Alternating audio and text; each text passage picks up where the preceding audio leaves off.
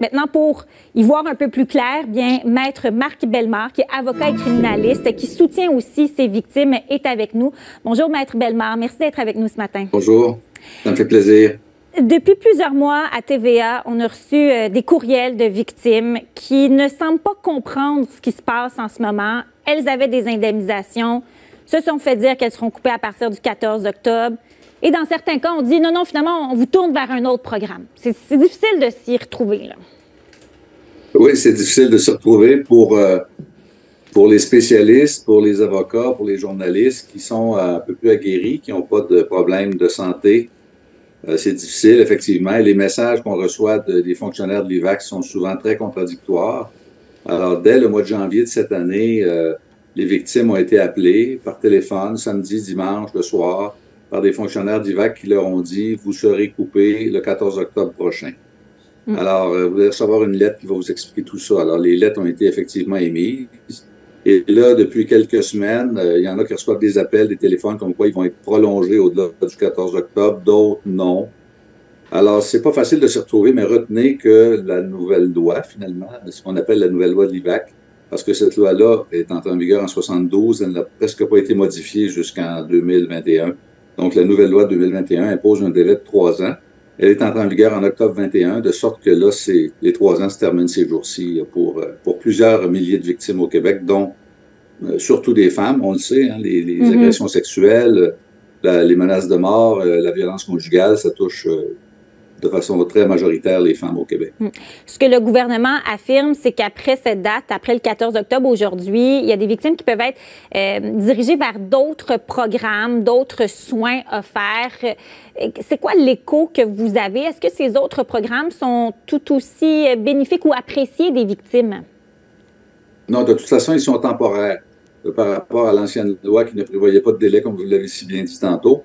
Évidemment, ça varie selon les personnes. Je dirais que la plupart des victimes d'actes criminels retournent travailler à l'intérieur du délai de 3 ans. Tu sais, si vous avez été victime d'une agression sexuelle, bon, il y a toutes sortes de degrés aussi dans les agressions. Alors, il y a des gens, puis ça dépend de la nature de chacun, ça dépend de la capacité psychologique de chacun, ça dépend de l'âge de la victime aussi, ça dépend de son contexte social, ça dépend de sa scolarité.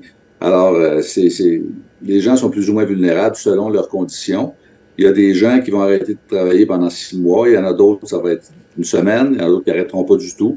Mais il y en a les plus sévèrement atteintes qui vont arrêter pendant 5, 6 ans, 10 ans, puis certaines ne retourneront jamais travailler. Si vous êtes victime d'une invasion de domicile à 62 ans, attaqué, traumatisme crânien, multiples fractures, stress post-traumatique, il y a bien des chances que vous ne retourniez pas travailler. Alors, normalement, ça pourrait aller au-delà du 3 ans selon les médecins, selon chacun. Mais le gouvernement a décidé d'imposer un délai de 3 ans. Et ça, il faut retenir ça, c'est vraiment un recul considérable. On s'y attendait pas. Tous les gens, tous les avocats qui travaillent avec les victimes d'actes criminels ont été surpris de voir ce délai de 3 ans qui arrive de nulle part, qui s'appuie sur aucune étude particulière, et on impose ça, alors que les victimes d'accidents de travail au Québec peuvent être indemnisées jusqu'à l'âge de 68 ans. L'assurance automobile, en 2022, le gouvernement de la CAQ a adopté une loi pour prolonger les indemnités jusqu'au décès, dans certains cas, pour les invalides solides, là, sévères, en disant que c'était inhumain de couper les gens qui étaient invalides à l'âge de 68 ans. On comprend pas trop là, pourquoi il y aurait autant de disparités selon que tu sois victime d'une blessure par attaque à domicile ou un accident de travail, un accident d'auto. Je pense que tout le monde devrait être indemnisé sur la même base si la blessure est de même importance.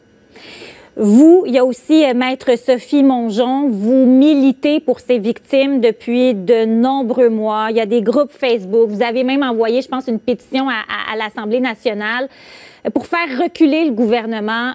Il semble ne vouloir rien entendre. Comment vous vous sentez? Êtes-vous à court de moyens? Ben, c'est dommage. C'est dommage et je pense qu'il va y avoir un coup politique là-dessus parce que on s'y attendait pas, comme je vous dis. Le gouvernement de la CAQ avait promis d'améliorer le régime d'indemnisation. Il y a certaines bonifications dans la loi, comme par exemple les victimes d'actes criminels hors Québec sont indemnisées maintenant sur la même base que les autres, mais les nouvelles victimes, quand le gouvernement a dit qu'il y a 6 000 victimes de plus, retenez que la plupart de ces victimes-là n'auront pas de remplacement de revenus. Elles vont être indemnisées simplement pour des remboursements de frais psychologiques, ce qui est quand même minime. Alors, victime, on a changé la définition de victime dans la nouvelle loi.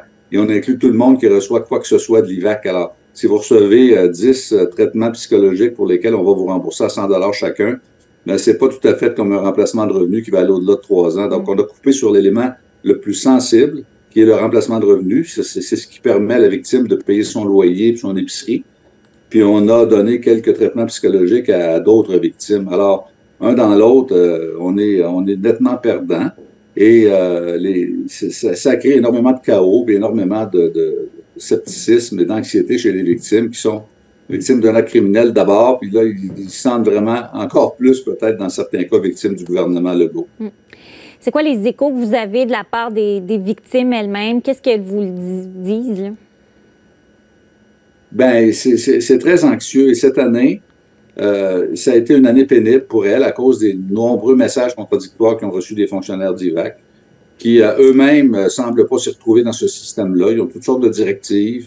Et selon qu'on parle à un ou à l'autre, les mesures ne sont pas les mêmes. Prolongation, pas de prolongation, remboursement. Étudier les dossiers, ça prend un temps fou.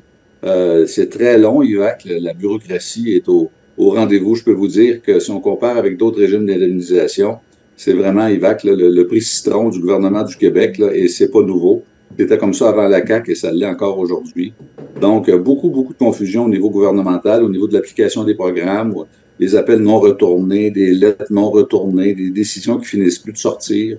Alors, c'est pas facile. Et là, il y aura une interruption de prestations pour plusieurs milliers de femmes au Québec.